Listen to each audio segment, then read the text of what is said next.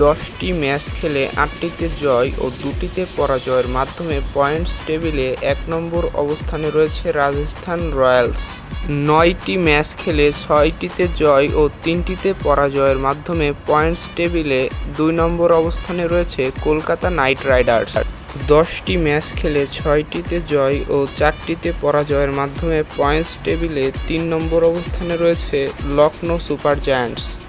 10টি ম্যাচ খেলে 6টিতে জয় ও 4টিতে পরাজয়ের মাধ্যমে পয়েন্টস টেবিলে 4 নম্বর অবস্থানে রয়েছে সানরাইজার্স হায়দ্রাবাদ। 10টি ম্যাচ খেলে 5টিতে জয় ও 5টিতে পরাজয়ের মাধ্যমে পয়েন্টস টেবিলে 5 নম্বর অবস্থানে রয়েছে চেন্নাই সুপার কিংস।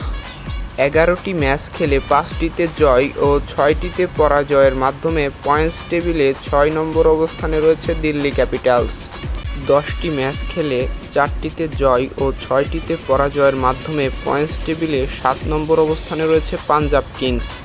10টি ম্যাচ খেলে 4টিতে জয় ও 6টিতে পরাজয়ের মাধ্যমে পয়েন্টস টেবিলে 8 নম্বর অবস্থানে রয়েছে গুজরাট টাইটান্স।